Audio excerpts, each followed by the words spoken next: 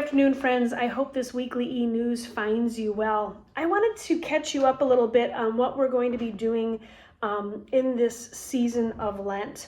We are leaning in the work of sanctified art again, and we have these nice devotionals available at church, or if you want them online, let Krista know in the office. And the theme is everything in between, meeting God in the midst of extremes. So on Sunday, we leaned in on the, you could see it as the extremes of action and intention, and how in this moment, especially in the moment in which we live, that we can't look at the extremes of action and intention because there's a lot that happens in between. There's a lot of relationship building, there's a lot of communication, there's a lot of observing, and that in this season of everything in between, we're going to take some time of, sure, we can look at what would appear to be the extremes, but lean into what's in between. What's the something more?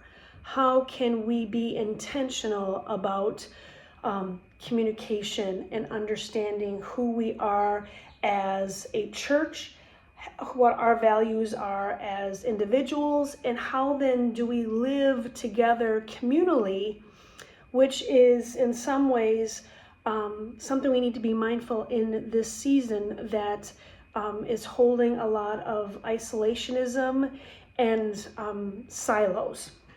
So also as a part of this series, Everything in Between, there are daily cards, and I wanted to read two questions that have come up. One was from Sunday and Monday. And Sunday's card asked the question, who are our neighbors? Do you know their names? And then the second question I posed to you is, how do you feel when a stranger approaches you? How might you learn from and transform those feelings? I thought those were worthy questions to ask, because we can get awfully busy going in and out of our driveways or in and out of our apartments and not pay any attention to who's living on either side or across the street. What would happen, though, if we did take a step back and at least said hello? Now, again, I'm not saying anything new or miraculous, but what I am saying is that we need to take that intentional moment to know. Because when we know our neighbors, that breaks down barriers and helps us understand perhaps where they're coming from, and helps them understand where we're coming from.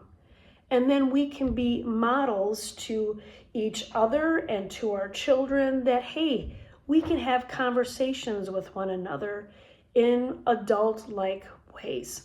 So my friends, in this season of Lent, as we lean into everything in between, I hope that we can find moments where we can know who our neighbors are and also understand what our response is when someone we don't know comes up to us, especially when they come up to us in church. If we receive visitors at church, how do we express radical hospitality and welcome so that folks aren't weirded out, but instead are truly welcomed?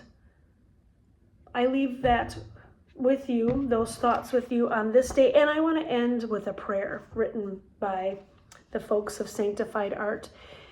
Join me in a minute for a quick prayer, would you? Gracious God, we have been trained to make quick assumptions, to reach for fear in the face of the unknown, to assume that minimal conversation is best when talking to strangers. Was it meant to be that way, or did you have another plan in mind? Remind us that every stranger to us is loved by you. Amen. May you have a good week, and I look forward to seeing you real soon. Take care, and may God's light and love be with you on this day and in the days ahead.